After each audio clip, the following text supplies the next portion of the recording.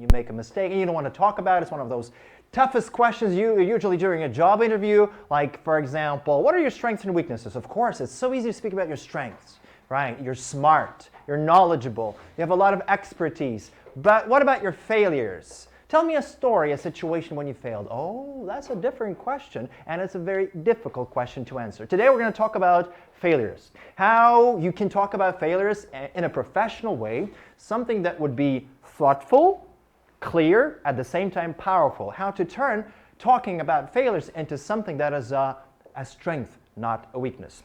So that's the topic of our presentation, how to speak about your failures at work correctly. Well, as an introduction, I wanted to choose a nice saying from someone who was, of some authoritative opinion. Well, it's fine to celebrate success, but it is more important to heed the lessons of failure. Heed means to pay attention to. Yeah, it's great to have a party when you've reached something, there's some success. At the same time, well, Bill Gates says it's very important, maybe even more important, to think about why or how you failed and what you can draw from that. Well, we're going to start with a psychological aspect. Talking about failures is a deep subject that talks about how you see the world, how you see yourself, how you see your future, and how you see your past. Wisdom. You guys know the word wisdom, right? If you see there's some word, it's unclear, just raise your hand. I'll try to quickly explain. Well, we'll start with the psychological aspect because this is what wisdom is.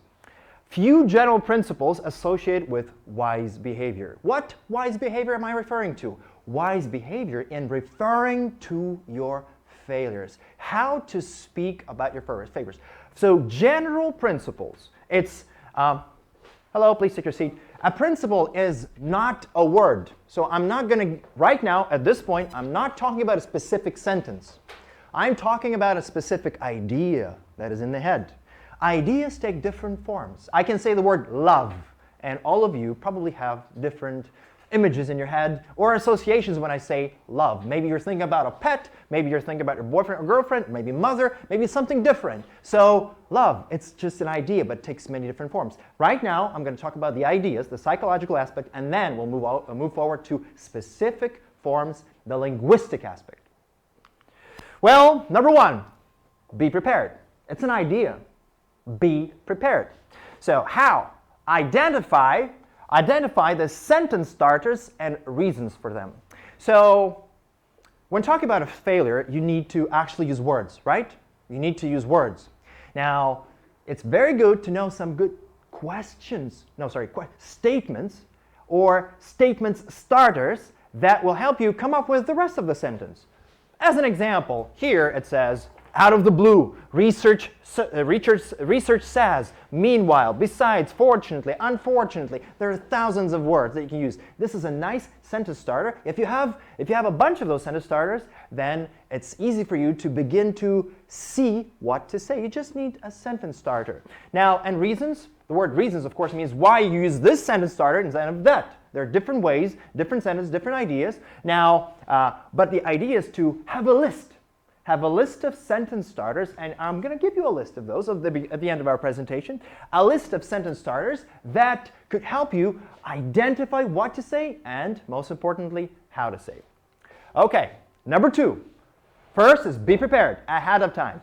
If you get this question, tell me about a moment in your life or a career moment where you failed, and you can't answer this question, it's difficult for you.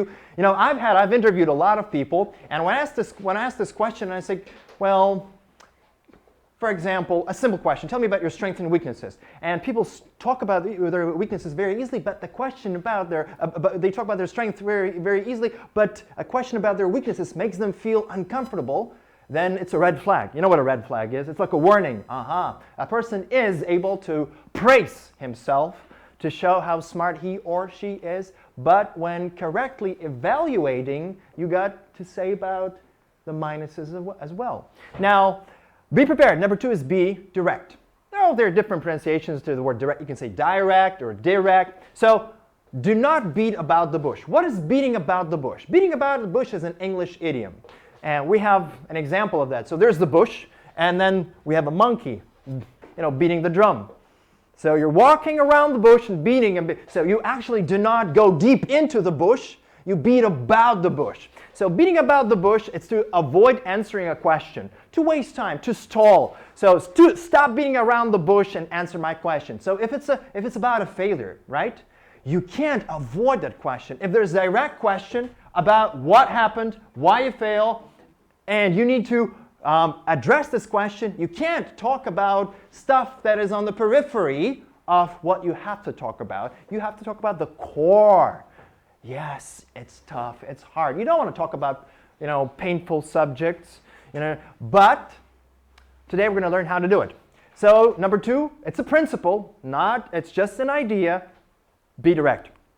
Do not over-inform. Number 1, be prepared. Have a list of sentence starters. Number 2, be direct. Do not beat about the bush. Number 3, it's do not over-inform. You guys know what over-inform is, right? So if you eat, it's okay. If you overeat, that's already not okay. If you sleep, yeah, all right. If you oversleep, you're late, you have to run. So this is something negative. So what's over-informing? Yes, you have to talk about the real problem, the causes, the consequences, but there's a trick. Do not over-inform. Do not tell more information that is needed. Why? Of course, sometimes if you talk about how things work improperly, how everything is bad, you might simply start sounding unprofessional. Unprofessional. So make sure you're only telling your audience, in this case your customer or a hiring manager that is interviewing you, what they need to know, and not bombarding them with everything you know, right? So if you're talking about a failure in your career, if you start emphasizing how stupid, how inexperienced you were, how naive you were, and everything, so you kind of make the story negative, and too much negative. Now, but the secret is the word balance, and we will talk about this. How to balance out the pluses and the minuses in the story of a failure. All right, show care and support. Right, you have done something wrong. You have to report, right? You're reporting, and there's a failure, something's gone wrong. Well, if you just show yourself indifferent, yeah, I did something wrong, we have failed, well, it's just nothing, just failure is a part of life, nothing special. So you sound a little bit indifferent. Indifferent is like someone who doesn't really care. No, you must show that you care. Yes, it's bad, I realize that, and I don't want this to happen again, all that stuff. So you care. It's not something that is, you're down, do you know the word downplay? So let's say there's music, right? There's the music. You can turn the volume up, you can turn the volume down, right? For example, on your laptop. If you're turning the volume down, so again, this is the imbalance happening. You're saying nothing important, nothing serious, it's okay. Well, in this case, it's being a little bit indifferent, and of course, support. So I put it's all right. I put 2 big words talking about failure, two big words. 2 big words. The first one is appreciate. Appreciate. So you guys probably have, well, I guess you know what appreciate is, no? Appreciate is, for example, when you say, I appreciate your help. It means I'm grateful for, I thank you for your help. But what is appreciating the situation? Appreciating, it's not being grateful for. It is understanding. I appreciate the situation, so I clearly understand. I can evaluate the situation correctly. I appreciate, for example, the customer is frustrated. So angry, unhappy. So I totally appreciate your feelings, appreciate the situation, and there has to be something else. Not just appreciation. Here's what we can do. Alternative solution. But it's just an idea. An idea that has to be put into a certain form, but forms will come later. Okay. Now, this slide is about behavioral job interviews. Behavioral job interviews are very typical in the United States. It's where you get questions about specific situations or scenarios that you were part of in the past. Why? Because probably if you did something like that in the past, there's a very high chance you will do the same thing again. And that's why they ask the same question. For example, tell me a story, right? So tell me, what's the toughest behavioral interview question of them all? For many, it's this one. Tell me about a time you failed. Why? Well, the reasons are simple. Are you someone who can learn from failure? See, that's a psychological aspect. But if you understand the psychological aspects, it'll be much easier for you to come up with the right words and sentences when talking to a customer in a real-life situation. Are you someone who can learn? And the principle of learning is extremely important. We will talk about that. So it's one of those ways how you can turn the situation around. Something is really bad, but here's what I have learned. Here's what I have learned. And that's what we can do to avoid a similar situation in the future. Now, self-aware. Being self-aware, it's if you're a self-aware person, you understand your weaknesses and your strengths. So you might say, I'm quite experienced in this and this and that, but here are my gaps, something that I like to fill in. These are areas that I would like to grow myself in. So self-aware, then, strengths and weaknesses. How do you view success, failure, and risk in general? Again, so some people can believe that doing something little is not enough. It's just nothing, not important. But it's all about what is this one little thing. If you saved someone's life, it's just one little thing. Maybe it took you 5 minutes, but this will impact all the next 50 years of this person's life. But it's a small thing. Small thing, but it's so much important. However, you can say that I've seen Titanic 10 times. And it cost you maybe, 10 hours of your life, maybe more, maybe 15, I'm not sure. So maybe 15 hours of your life. Yeah, so is it really your strength? So how do you view success, failure, and risk management? All right, behavioral job interview. It's an interview where you get questions about your specific behavior in the past, specific situations, and one of the toughest ones is about your failure. If you know how to answer those questions about your failures, then you'll be easily prepared to answer real-life questions when it's not about your past, it's your present. You have failed in the present. You're prepared mentally how to respond to the situation. All right, how you talk about failures shapes your future. Again, it's a principle. See? I'm not talking about linguistic side so far. I'm talking about the principle. You might have problems understanding the word martyr. Martyr is someone, for example, this is the team that has failed, right? And you are the martyr. The martyr says, kill me. I am guilty. They're not. It's all my fault. It's all my fault. I'm so sorry. I'm an idiot. Now, an egomaniac says something totally different. My fault? Come on, I have 10 years of experience. It's their fault? Yeah. You've hired a bunch of jerks. Junior developers. Jerks. So, come on, guys. In this case, that's an egomaniac. Now, it shapes your future. Which way you will go, this way or that way. Do you see that these are two big extremes, distant extremes? If you take the situation to extremes, usually in life, it's not good. So, to be more correct, I put not just the word martyr, but a false martyr. False martyr. Someone who falsely takes all the blame on himself. So false martyr versus an egomaniac. A false martyr says, it's all my fault. I'm stupid. Sorry. Now, not. So all should be deleted here. Not my fault. I'm smart. See, that's an egomaniac. I'm cool. I'm smart. Not my fault. Both of these extremes will not help you and will shape your future in the negative way. Either you will sound completely unprofessional. See, if you say like that, I'm stupid, I don't have enough experience, I'm this and that, you simply make yourself sound unprofessional. On the other side of this line of extremity, we have what? Someone who doesn't see his failure. Someone who's blind. Someone who's arrogant, proud, arrogant. So this will not help the situation either. So what do you need? There are two extremes, right? Two extremes. The large plus and the large minus. There's a very nice saying. See, it's pretty difficult to do the same thing, right? It's pretty difficult. And you see there are how many? 1, 2, 3, 4, 5. 5 stones on one side and only 1 on the other. See?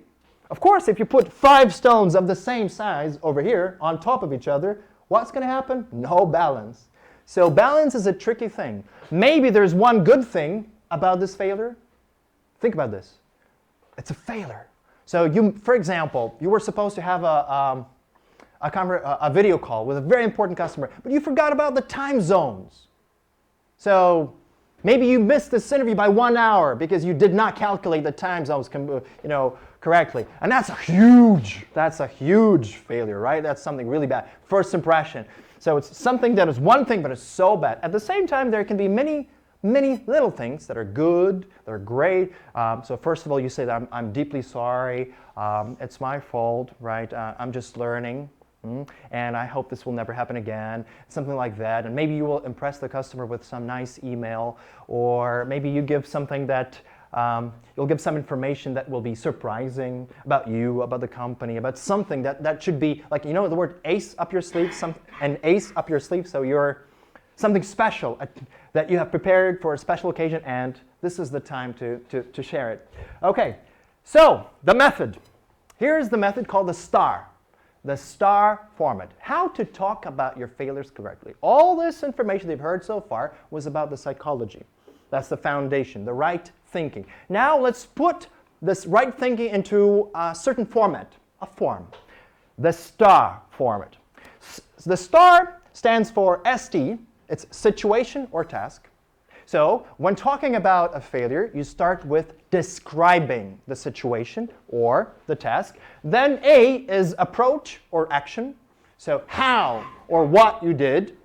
Then R is the resolution, results, realization. You know what realization is? It's like you have failed, and because of this situation, you realize, or you have realized this and this and this and this. So we need to change that and that and that. We need to reorganize that. We need to give more resources. We need to spend more time doing that. So see, STAR, situation or task, approach or action, resolution, results, realization. And if to put the whole method into 3 short sentences, briefly describe the problem or situation. So it's what happened. That's the ST part of the STAR. Describe what happened. Then the approach. What you did, so we did this and this and this and this and this, but at the end of the situation, we failed. Something went wrong, right? But, yes, it didn't work. But I've learned. Remember? I spoke about it probably 5 minutes ago. I've learned. That is the most important part of all the talk about your failures. I have learned. I've understood. I've realized. Now I see that. And that's this, the R part is the most important part of the STAR format. Well, some do's and don'ts. Some do's and don'ts when talking about failures. Well, let's talk about the don'ts. Do not make excuses to sweep your own mistakes under the rug. Do you understand what that statement says? So a rug, let's say that's a doormat over here. It's a doormat.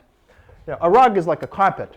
So you take you take a broom and you sweep all the dirt under the carpet because you have guests. The guests are coming. They will not see all the cigarette butts, all the dirt, because you've already swept them all under the rug. But it's making excuses. So, I'm so sorry, Mr. Jackson. I didn't get much sleep the night before. My schedule is packed. I'm a very busy person. Nobody wants to hear that. These are just excuses, lame excuses. Now, number 2, do not take a martyr's role. Martyr, we already talked about that. Do not be too hard on yourself when discussing slip-ups. Slip-ups, we'll talk about what slip-ups mean, but slip-ups is like a minor mistake. Minor mistake. Saving face for other people. It's when you say, no, it's all my fault, so I'm an idiot and all that stuff. Taking full ownership. You know what taking full ownership is? It's when you take the full responsibility for the situation. It's all my fault. So in this case, you own the mistake. It's important to own. Own means acknowledge. I acknowledge I have made a mistake, right? But in most cases, especially in the IT world, it's quite often about a team, not about an individual. In most cases. It's not about just one person ruining everything. Well, do not try to pass the buck. You guys know what passing the buck is? Well, I don't have the buck. Buck is $1. I got 20 hryvnias. Let's think it's a buck. Buck is $1. Let's say it's 20 bucks. So, who stole my buck? Who stole my buck? Where? And you're supposed to do this. You've just passed the buck. Passing the buck means shifting the blame. Not me, not me. Him. See? That's a very popular American expression about blame. So you shift the blame, not me. No, no, no, no, no. Especially if you were a leader or a team lead and you say, no, no, no, I got a bunch of jerks under me. That's so unprofessional. Shifting the blame on them. See, again, an extreme, an extreme. Taking everything on yourself, taking all the punches, all the guns pointed at you, and shifting everything onto others. So it's not working like that. Do not. We're calling it playing football. Yeah, playing football, shifting the blame. Good. All right. Do. Let's talk about do.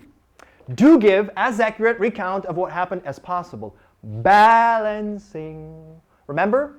The stones, the balanced stones. There is a balance of you, the team, some controllable circumstances, circumstances beyond your control. There are many, many factors. So to be able to talk about failures, you need to sit down and what? Be prepared. That was the number one point about talking about failures. So your personal, your team human factors, controllable, uncontrollable circumstances, customer side can be also factored into the situation.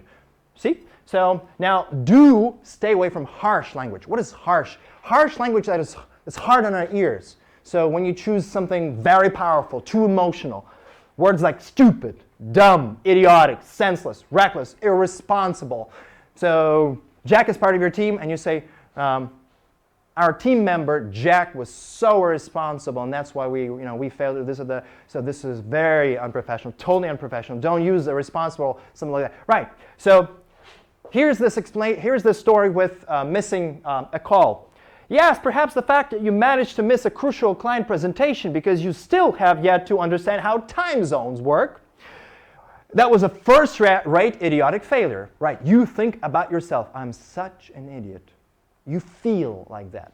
But feeling is one thing. Talking about that, it's a totally different. Okay, you can feel whatever you want to feel. But speaking the words, I feel myself idiotic or something like that, it's not professional. Repeatedly beating yourself up over it and calling yourself names, so I'm an idiot, in front of your interviewer, if it's a behavioral interview, or in front of your customer, if it's a job situation, it's a sure way into where? Therapist's office. Right. That's the place for such a person. Oh, why? So again, the balance is lost. The balance. It's all about the balance. Okay. Do you know the expression of flipping the script? Script. So every movie has a script, right? So there's a storyline, and for example, in the storyline, you are a bad guy, but then something happens. The script is flipped. You become a good guy. A bad guy became a good guy. That's flipping the script. So how can you flip the script and talking about your failure? That's what I told you, and I have to emphasize this again and again. At the end of every recount of your failure, you finish with emphasizing what you learned. That's flipping the script. The minus gets one more side, and you get a plus. So when a negative thought enters your mind, think 3 positive ones, train yourself to flip the script. So flipping the script is turning a negative situation, a negative story, into something positive. How do you usually do it? Here's what I've learned. Here's what I've learned. Here's what I've learned. Right? Flipping the script. The negative experience made you feel like a less than exemplary employee, right? Less than exemplary employee, but you're able to use that experience. How? Well, self-aware person. Remember that? We've already talked about it. Self-aware person is someone who understands the pluses and the minuses and is able to learn from that. Just put yourself in the shoes of your customer. We all make mistakes. We all fail, right? Some people do not own it. They think they're too smart to make mistakes. Some people call themselves very bad names, right? And again, you don't want to talk to those negatively thinking people. There has to be something in the balance. And what's in the balance? What's in the middle? The golden middle. Yes, I have failed. Here's what I've learned. See? And then it's called striking the balance in English. Striking the balance. Okay. You take responsibility for the missteps. By the way, the word missteps is a nice word. instead of saying mistakes, you can also say it's a misstep. You know, you make a misstep and you thought it was just a wrong step. Missteps, right? But if you focus too much about how stupid you were, you sound ultimately unqualified. Unfortunately, the balanced recount of your failure can become a representation of how low your self-esteem is. An example from the book. So the book is called The Structured Interview. I'm going to read this example to you. See, it's an exemplary way of how you can talk about failures. And that's a very nice example.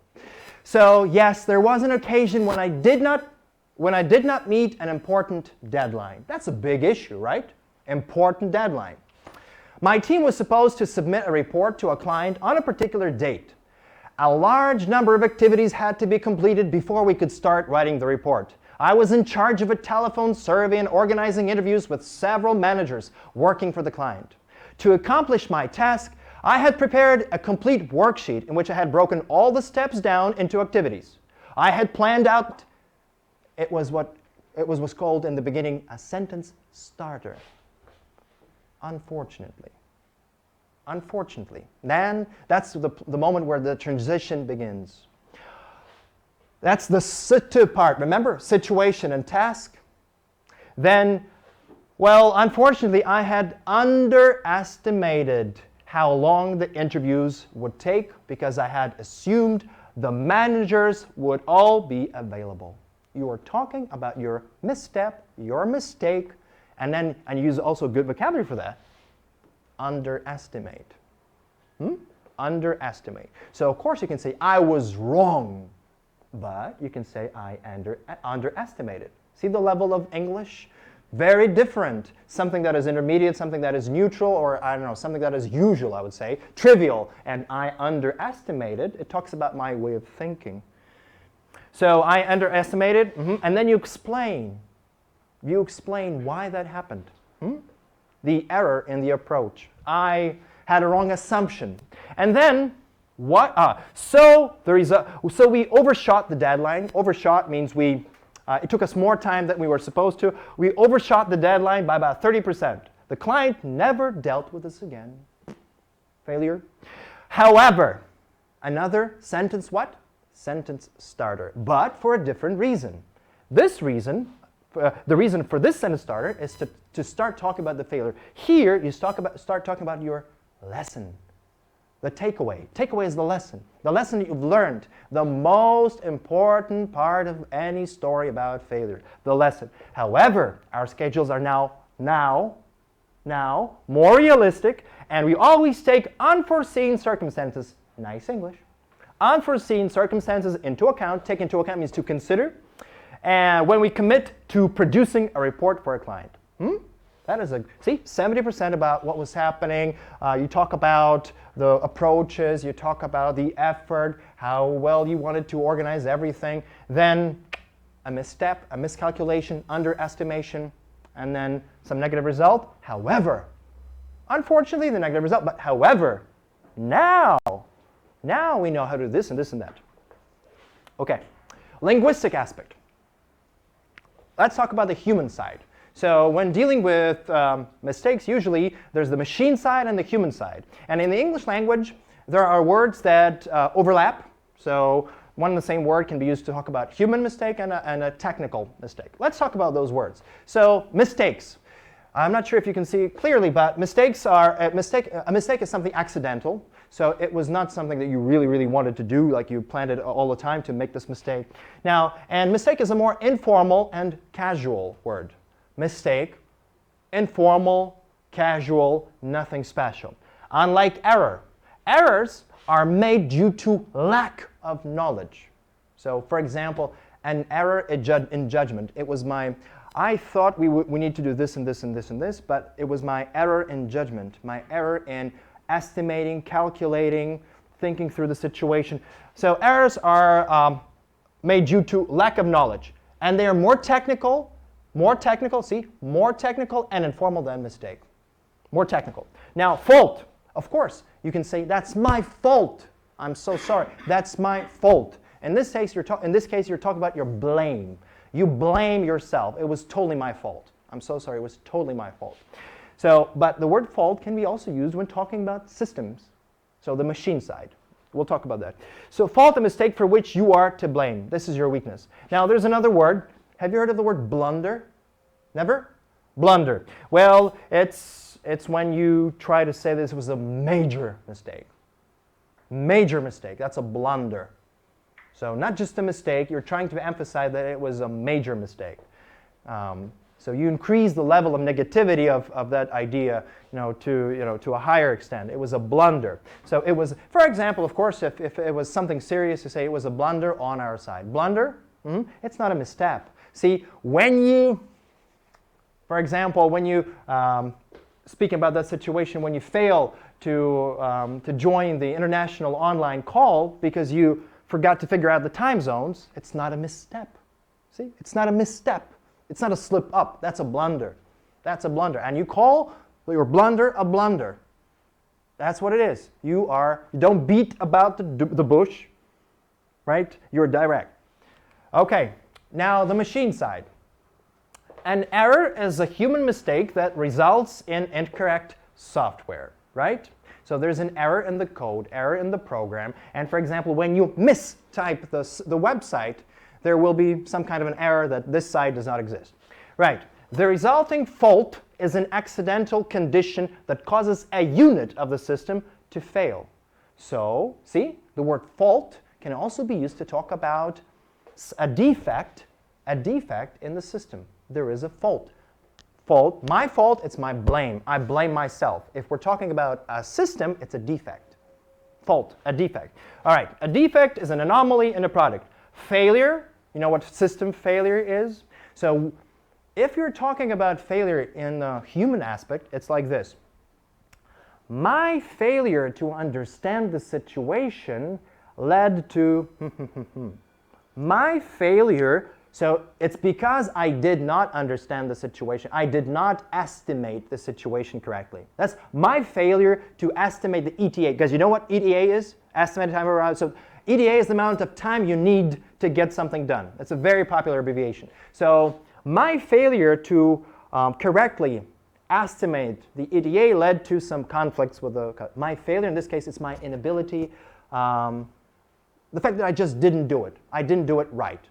Now, but a system failure is totally different. It's not about human inability. A system failure occurs when a functional unit of a software-related system can no longer perform its required function. It's about functionality. The system failure, it's system malfunction. Failure is malfunction. Okay, so if we were talking about a machine side, there is an error in the code. Of course, it comes from a human being, right? Or you made a mistake in something. Error or mistake. Mistake is more general, right? Accidental. Error is error in thinking, error in some approach, error in judgment. It led to a fault in the system, and then the effect, system failure. Now, let's talk about some useful nouns. Remember, this part is about the linguistic aspect. Useful nouns when talking about failures. A slip up, it's a minor issue. A slip up, minor. Blunder, major issue, major mistake. Slip up, something you're trying. In this case, you're trying to downplay, like turn the volume down on the size and the importance of the mistake. Slip up. It was just we're sorry for this slip up. We're sorry for this slip up. Now, oversight is a very nice word. What is an oversight? So, for example, I was supposed to bring something with me. This is a lesson, and I was supposed to bring this and this and this. Let's say I was supposed to bring my own markers, and here we go. We start our presentation. Oh, I forgot the markers. That was my oversight. Oversight, something I didn't see. I just forgot about. Oversight. I didn't pay enough attention. If I did, I would see that. It was my oversight. Something that I did not see. It was not intentional. An oversight. Nice word for a mistake. Sorry, it was our oversight. Now, overshoot. Overshoot is something different. We already had an example about overshooting I think it was overshooting the deadline. That was an overshoot.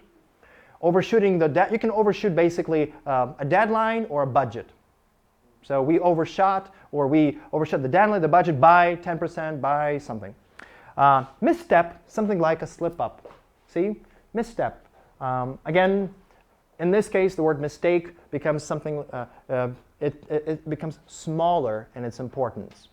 Now, setback, right? We had a setback. A setback is, well, if you can just imagine a movement that is going forward, and a setback, something happened and it pulls you back. You have to go back a little bit, so that's a setback. But, remember, lesson, here's the lesson, we've learned. Now, here's the workaround. We're not going to make the same setback. Now, hiccup. Hiccup is not about humans. In reality, that's hiccuping. But in the IT, a hiccup, it's about software. A hiccup is a minor issue. See, when talking about humans, we say that you're hiccuping when it becomes repeated. You do this again and again and again and again and again and again. That's your hiccuping. But in the IT, a hiccup, it's when the system performs, there's a malfunction, something is wrong, but only accidentally. One thing, it was just a hiccup. So we had a hiccup with our internet connection, a hiccup with our internet connection. Now everything is working okay. Now a glitch. You guys know what a glitch is, right? Glitch with a system. So the verb would be the system is glitching out. It was just a glitch, right? Now, if a glitch becomes permanent, that's already a problem or an issue. See the difference? Hiccup, something temporary, not really important, quickly disappeared, or a glitch, but an issue or a problem that is something serious and it's a problem. So, okay, useful nouns. What about useful verb phrases? Well, lots of mistakes, by the way, in the English language when people talk about issues and how they face them. For example, it's totally incorrect to say, we faced with an issue. It's very popular for Ukrainian English learners to use that language, we faced with an issue. It's wrong. You can't face with an issue. It's because of the Ukrainian language interference. Ukrainian thinking gets literally translated word for word, and then there's a mistake. So you should say, we faced, we have faced, we are facing an issue, we've been facing, but not definitely with.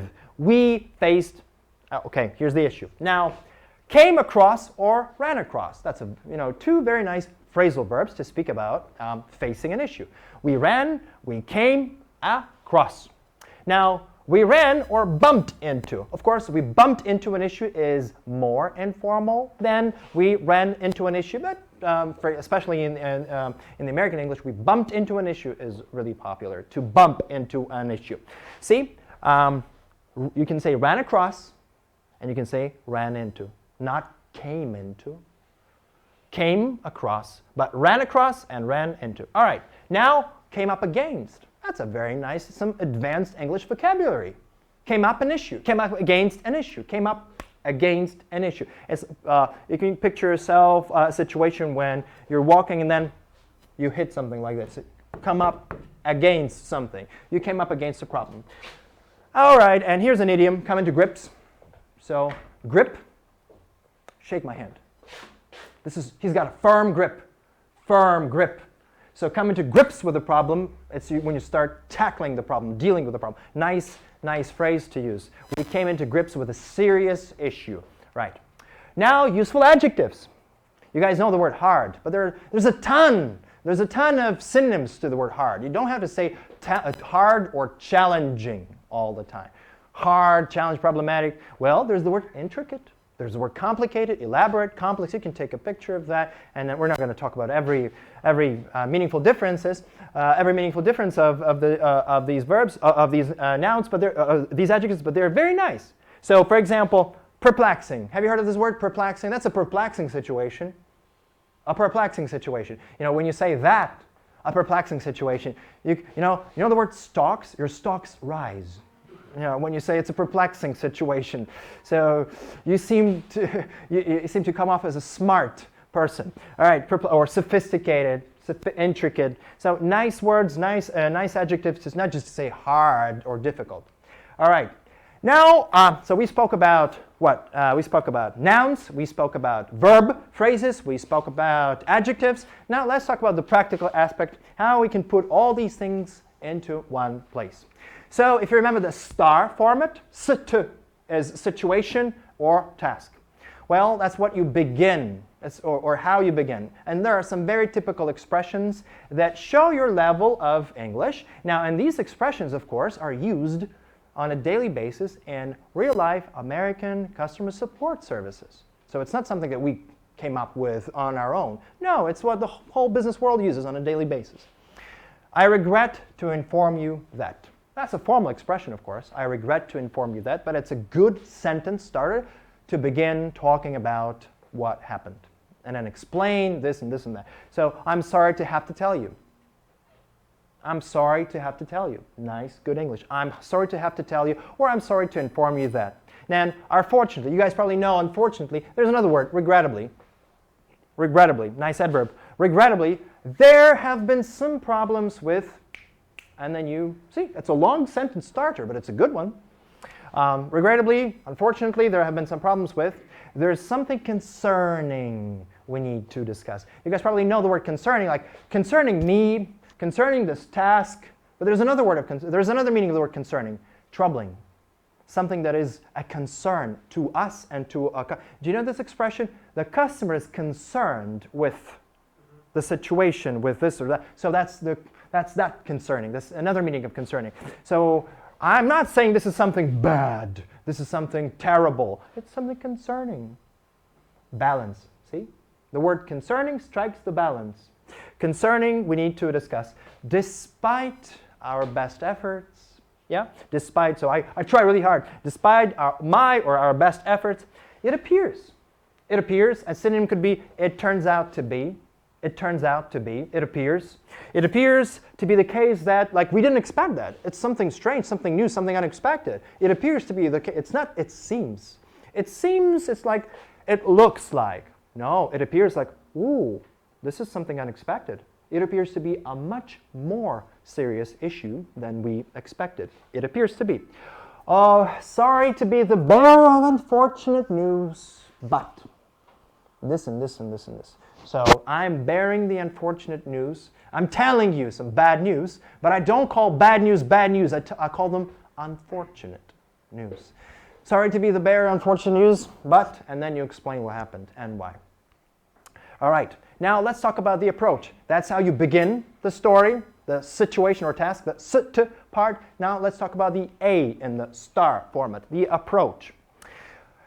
Well, I think the biggest issue was that the whole team took it for granted that, see, in this case, I don't put myself as the main scapegoat, and the scapegoat is the guy or the martyr who takes all the blame himself. And I'm not saying that it's just the team, not me. The whole team. See? The whole team.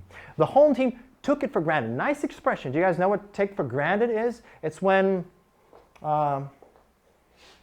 well, for example, you come home,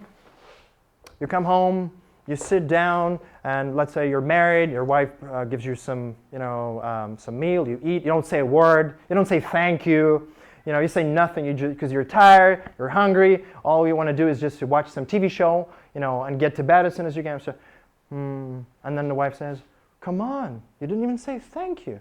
You're taking everything for granted. See, it's accept as a given. Take something for granted, it's accepted as it should be like that. So we thought that, for example, that if you're dealing with managers, for example, from the international community, different countries, different time zones, and they have a different level of busyness in their life, and you thought that you would contact them every time you want. No. We just took it for granted that we would be able to contact them anytime we want. No, no, no, no, no. We thought it would be easy to do. So that's taking something for granted. In retrospect, whoa, that's an interesting expression. Sounds so smart. In retrospect. In retrospect, we didn't go the extra mile. And it's a very popular expression, especially in customer support. So you're saying, we should have done this and this, but we didn't do it, and I think it was a mistake, right? In retrospect. So in retrospect is looking back. You can replace this phrase as looking back, we didn't go the extra mile. Extra mile, it's doing something more than you are obliged or required to do. Well, we failed But you just don't say we failed to understand. You say we failed to truly understand the situation. See? One adverb changes the whole thing, changes the atmosphere, the degree of the negativity in the sentence. We fail to completely, to fully, to truly understand. That's the power of the language. If you can master the power of the language, and these sentences are just tricks. These are just examples that you can use to build from. Now, as the person working with some technology, day to day, I should have realized. That is a very good construction. It's called the perfect modal. Perfect modal. So could have done, must have done, could have been done, might have been done. These are all perfect modals. Now, should have realized means I didn't realize that and I regret. All in one small phrase, all in one, should have realized. I regret that I did not realize that sooner. So I should have realized. And of course, in spoken English, it's not I should have realized. It's I should have realized. I should have realized. Should have realized. All right. I should have realized that and found a way to address it. Yes, I agree this is my fault, but do you hear me saying, this is my fault? No. You hear me saying, I should have realized. That's the power of the language. I should have realized. That's the balance. Not too negative and not too positive. I should have realized. Now, and the last part of that, the most important part, the last and the most important part, if you remember, the star, so it's the resolution. The resolution or the lesson. Something that you have realized and you want to do it, not to get into the same situation again. Well, personally, see, again, you're talking about yourself. Personally, I learned that I need to pay more attention, and it's not on, my friends. Don't say pay attention on, it's pay attention to. I need to pay more attention to, and then you say what you got to say. So, personally, I learned that I need to pay more attention to this and this and this. In this case, the dynamics within the team. See? I'm not talking about, I don't say the word conflicts. I don't say arguments, problems, difficult and strange personalities, crazy people. No, I say dynamics. Dynamics within the team. Nice English, right? Nice English. In fact, I made a point. What's a made a point? I made a point means it has become really important to me. So let's say because let's say there was a period of your life where you got late to work all the time, and finally I made a point to set my alarm clock 1 hour earlier. I made a point. So it's really serious now. It's very important to me. In fact, I made a point of staying in touch, so more in touch with my team, something like that. But you can replace that. I made a point of, and then you say what you made a point of. All right, and apologizing. That's the final part. It's not part of the star format. So the star, it's when you explain what happened, how hard you worked on this and that, where you made a misstep, where you underestimated something, miscalculated something, and then of course what you have learned. I've learned that we need to do this. And at the very end, so the final touch is apologizing. And of course, unfortunately, we as Ukrainian English learners make mistakes even in the form of the word apologize. My friends, this is not apologies. That's apologize. And this is apologies. And they are not interchangeable. So you cannot put this word in here, and you can't put that verb over here. So you can't say, please accept my apologize. Wrong. So apologies is a noun in the plural form. Apologize is a verb. I apologize for any inconvenience caused is one of the most typical customer support sentences. And mind the grammar. Apologize for any inconvenience caused. If you say this sentence, that is like, it's like the national anthem of Ukraine, if you can hear it in a national anthem. Let's say you go to America, and then you hear the national anthem of Ukraine. Oh, it's so sweet to your ears. It's something acceptable, something that you've known all your life, right? So that sentence is something like that. I apologize for any inconvenience caused. A very typical, I would say, it's part of even business etiquette, it's like if you start a working day, you say, hello, how are you, how's life, right? And then you expect an answer, some kind of an answer, and then probably this person should say, and you, how about you? So how are things in your life? So that's a daily etiquette, so that's the same thing there. Apologizing. I apologize for any inconvenience caused. Please accept my what? Apologies, not apologize, my friends. Please accept my apologies for any inconvenience this has caused. So these are two basic sentences, and there are variations of these sentences. Please accept my apologies. I know this isn't what you wanted to hear. I know this isn't what you wanted to hear. Or again, please accept my apologies, and then you say, I wish the situation were different. I wish, that's a very nice sentence. I wish I could help you. Unfortunately, and then you continue. I wish the situation were different. Would you consider an alternative solution? Remember the fourth aspect, psychological aspect. It was about show care and support. So that's showing care and support. So accept my apologies. Accept my apologies. I wish the situation were different. Would you consider? And then you give a suggestion, this or that. Nice phrase. Would you consider? I know it isn't the answer, result, solution you wanted, but what about showing care and support? Thank you in advance for your understanding, or I appreciate your understanding in advance. Again, this sentence is very, very typical for customer support. And silver lining. Do you guys know the expression? Every cloud has a silver lining. It's like, every bad situation has some positive aspect. Something positive about it. So if there is a silver line, of course you can't use that when talking to Chinese customers or Malaysians or Filipinos. So it's we're talking about some high level of English, and the client is from America or Great Britain. If there's a silver lining here, it's that. It's like if there's any positive aspect, if there's a silver lining, if there's a lesson, if there's a good side, advantage of that situation, it is, and then you explain what. So perhaps, and then what comes? A suggestion, a recommendation. So this is showing care and support. Well, bonus. Some bonus, we're finishing. Some bonus phrases. Well, remember, we failed to, and then you instead of saying we didn't, we failed to truly, completely, fully understand, realize, all that stuff. Instead of saying we couldn't or we can't, that's very, very, do you know the word blunt? So there's a sharp edge and a blunt edge. So that's a very, you put it very bluntly. We can't. Oh, so, or we couldn't. Regrettably, or I regret to inform you that we were unable to. See? The feeling is so different. The meaning is the same, right? The idea is the same, but the form, remember I told you at the very beginning that we'll talk about forms. So the form is what matters here. We didn't succeed in, instead of saying we didn't do the job, we didn't succeed in. Succeed is to be successful or to complete something successfully. It appeared more challenging.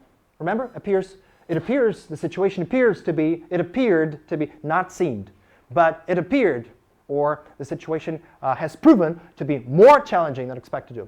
The issue, the task turned out and appeared can be used interchangeably in this case. The issue turned out, appeared to be more complex. And remember, the word complex was on the list of the synonyms of the word hard. So instead of saying hard, there are many other ways how you can say, for example, more sophisticated, more intricate, more elaborate. Good English. Well, we over or underestimated something, right? The budget, the ETA, right? The amount of time you need, over or underestimated. We overshot the budget, or the deadline. We didn't meet.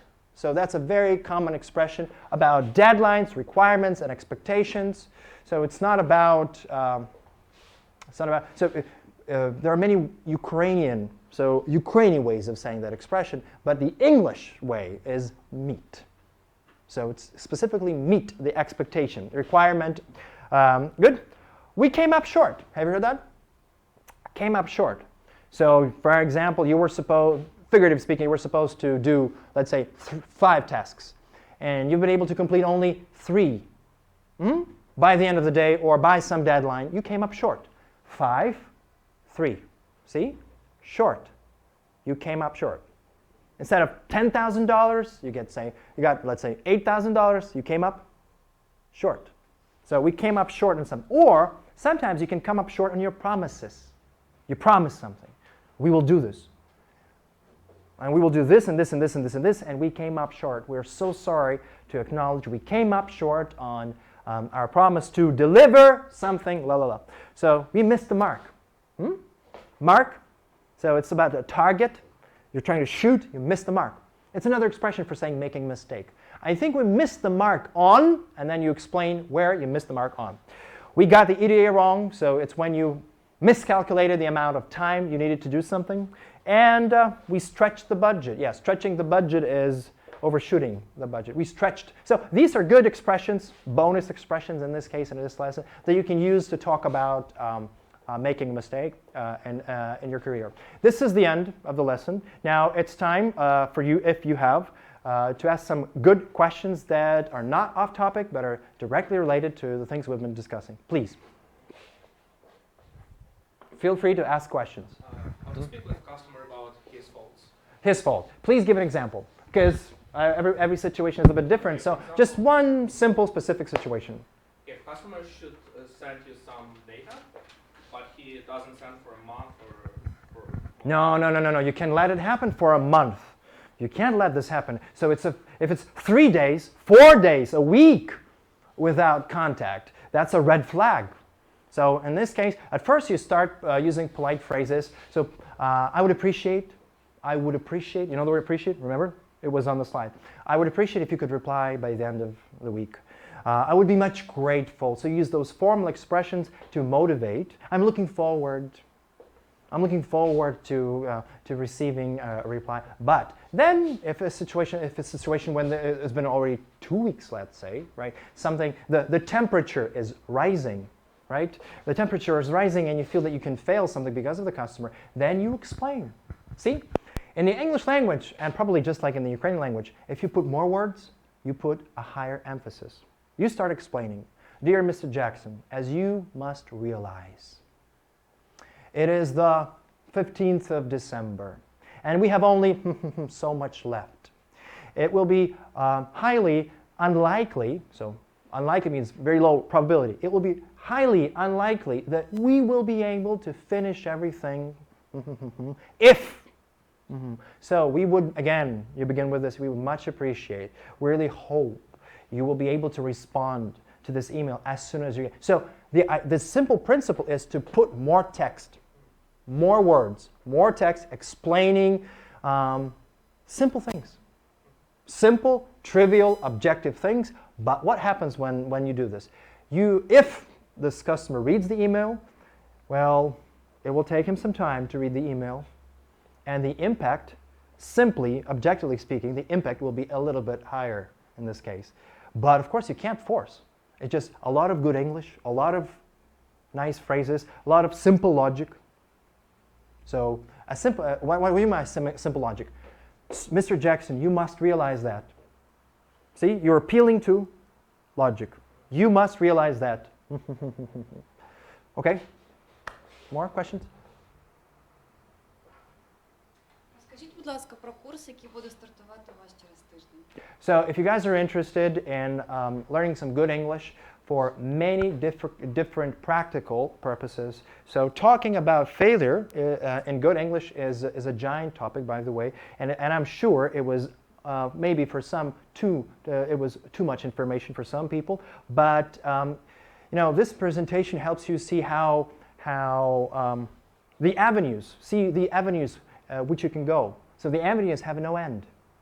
So you might think you know the language, you know English really well now, but in reality, there's so many things that you can learn, even in one aspect, how to talk about your own failures. And language, if you talk about language, is just putting ideas into some form, right?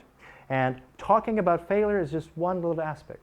There are many other aspects. So for example, if we talk about writing, business writing, right? It's not just about apologizing all the time, right? Just like you asked me a question, it's about motivating, for example, the customer to finally do something, right? It's about notifying, it's about clarifying, it's about selling sometimes, or upselling, if you know the difference between selling and upselling. So there are many different ways how you can use business writing to, especially in generating leads, finding customers, to reach out to the customer and, reach out to a customer and grab his attention. The whole world fights for your attention. You get thousands of emails per week, or I don't know, per month. Everybody fights for the attention. So for example, when learning business writing, we will learn how to grab the attention, how to be articulate. Articulate means clear, accurate in what we say, and how we can use business writing to, first of all, to grab the attention and probably try your best to get the other person to do what you want him to do. That's about business writing. Okay, now, of course, presentation. Presentation skills are highly important. You know, delivering a message, you can, it's not just about the verbal means. You know what verbal means?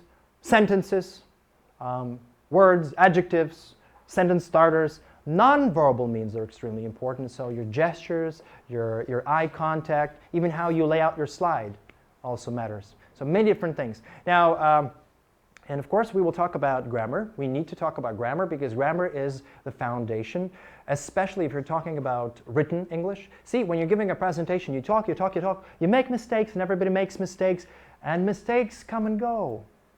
But if you make a mistake while writing something, so it's like set in stone. See, it's like set in stone. Or when there's a conversation, it's like a job interview, right? We're talking about answering job interview questions. There's a tip. Let's say there's a typical question that everybody should know how to answer. And maybe you can answer this question in Ukrainian, but while answering the question in English, you're under pressure. You can't put two words together. You forget simple words because you were not prepared. You were not prepared. So being prepared for a job interview, it's like, you know, some people say it's like 50% of success if you are actually prepared. But if it's a job interview in English, it's a totally different preparation. It's not just thinking what to say, it's thinking how to say.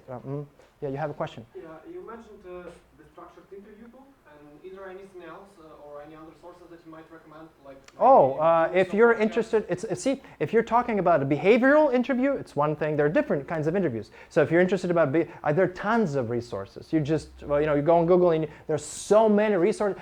When I was a school student, there was no internet.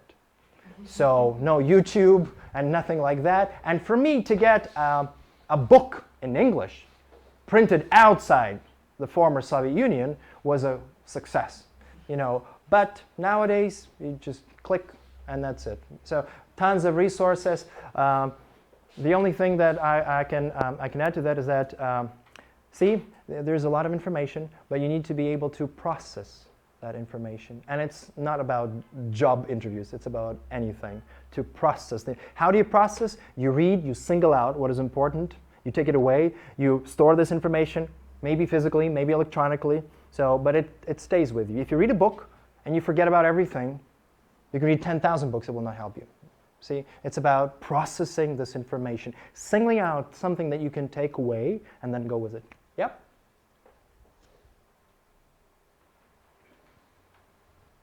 Are we done? No, please. Could you share this presentation? Sure, yeah, no problem. Yeah, I can share it, right. I think you will help, right? Right, thank you very much for your attention.